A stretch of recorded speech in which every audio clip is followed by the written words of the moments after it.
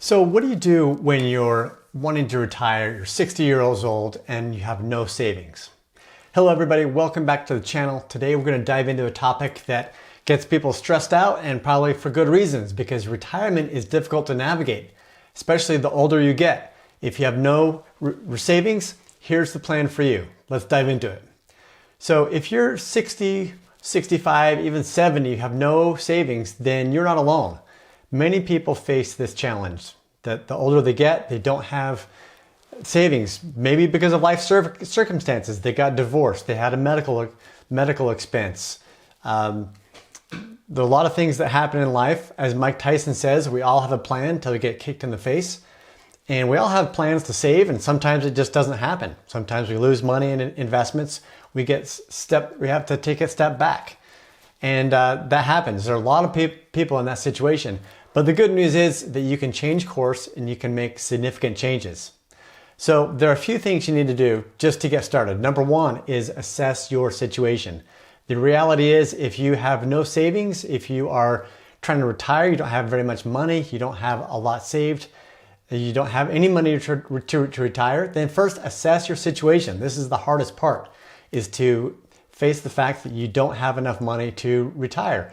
Get clear on your current financial situation.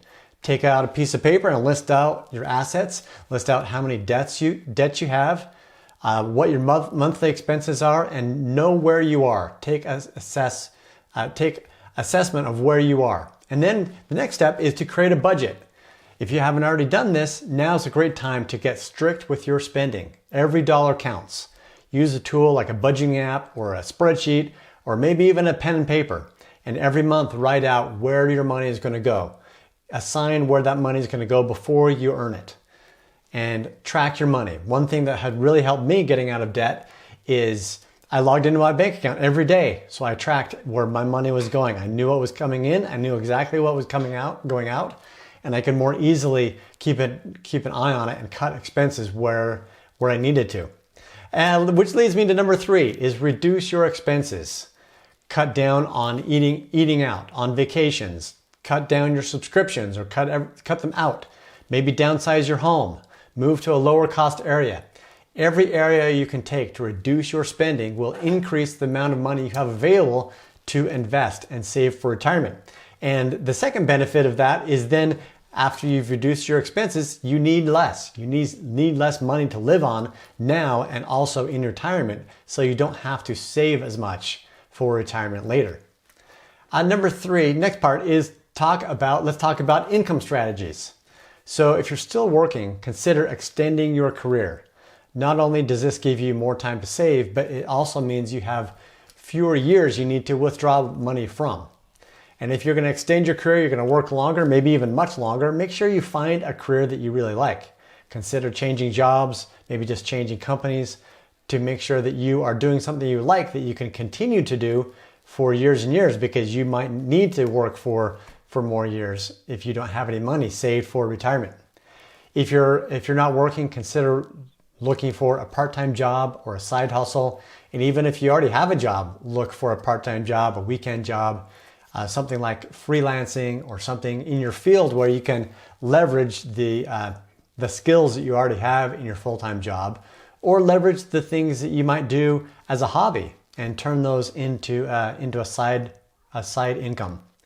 And then lastly, remember Social Security. If you can delay when you take Social Security, then you will have a higher payout the older you get. So delay that as long as you can. Waiting until you're 70 means that you will have a much larger paycheck when you do take that Social Security. Next is savings and investing. With that extra income that you have now that you've cut your expenses and maybe taken on a side job or earned some extra money on the side, contribute to retirement accounts like an IRA or 401k. If you work for a company that has a 401k, make sure you are contributing up to the max. And if you're over 50, take advantage of the catch-up contributions for your retirement accounts. You can add even more if you're over 50. And then invest wisely. Don't make speculative bets. Don't invest in things that are high risk, high return, trying to hit it out of the park because you've got to make up time. That's a really tempting thing to do, that you just want to go for it. But with that high risk is also the chance that you're going to lose it, and you're going to set yourself even further back. Consider talking to a financial advisor about the investments that are right for you. Consider investing in a gold IRA. Gold is hitting all-time highs right now, and if you're interested in putting money in a gold IRA, then check out the link down below. Our sponsor of this video is a gold IRA company, so check that out below. And next one is embrace a new lifestyle. Consider that as you're spending less and saving more, that you'll need to buy fewer luxury items, traveling less, and making more sacrifices in order to gain and to achieve financial peace in your later years. And I already talked about downsizing your home. The benefit of this is it reduces your living costs, but it can also free up time and money. Time that you're spending taking care of a big home that you might not need, and money to maintain that home that can get pretty expensive. And delaying retirement is something that a lot of people are doing. In fact, the average age for men to retire is 65, and the average age for women to retire is 63. And that age keeps going up.